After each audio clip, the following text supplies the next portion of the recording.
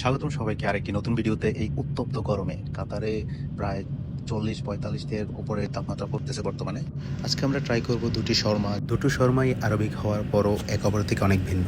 দামের তারতম্য থাকায় ভাবলাম এটাতে একটা কম্পারিজন ভিডিও বানানোই যায়। আমি চলে আসলাম আল মুসালি রেস্টুরেন্টে, যেখানে শর্মা ছাড়াও আরবিক অনেকগুলো আইটেম পাওয়া যায়। তবে আমি পার্টিকুলারলি শর্মাটাই ট্রাই করছি। আমি স্মল শর্মাটা নিয়েছি, যেটা 10 রিয়াল পড়ছে, কিন্তু অন্যান্য রেস্টুরেন্টের তুলনায় একটু দাম বেশি এটা। অনলাইনে অনেক বেশি চলে এই রেস্টুরেন্ট, তো এত ভিড় দেখে আমি ভাবলাম এত ভালো হবে, কিন্তু আসলে না। এটা 10 রিয়াল ওর্থ করে না। এটা হয়তো 10-এর 4 কিংবা 5 পাবে আমার কাছে। টেস্ট ওয়াইজ কোয়ান্টিটি অনেক কম দেয় ওরা। ওভারঅল আমি স্যাটিসফাইড না। 10-এ 5 পাবে আমার কাছে। সারা বিশ্বে তুর্কি ফুড অনেক জনপ্রিয়, আর সেই সুবাদে আমার কাতার 6 বছর রানিং। আমি অনেকগুলো রেস্টুরেন্টেই খেয়েছি, আর ওদের টেস্ট সম্পর্কে আমার জানা আছে।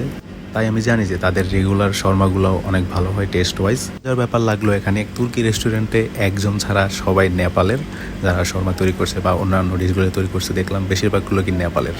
সত্যি বলতে কাতারে যতগুলো তুর্কি শর্মা রেস্টুরেন্ট আছে সবগুলোর টেস্টই মোটামুটি সিমিলার, ভালো কাতারে পড়ে আর কি।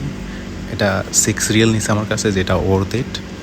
শুধুই যে দাম কম এই জন্য বলছি না, রেগুলার সব জায়গাতেই শর্মা 6-7 রিয়েল থেকেই শুরু হয়, কিন্তু এটা টেস্ট আসলে অনেক ভালো। যার কারণে যে 10 রিয়েলের সাথে আমি কম্পারিজন করলাম, এটার সাথে এটা একেবারে ম্যাচ যায় না। ওটা জাস্ট ওরা একটু পশ এনভায়রনমেন্টে সেল করে, যার কারণে হয়তো একটু বেশি দাম নিচ্ছে, কিন্তু ওইটার একদমই তেমন টেস্ট ছিল না।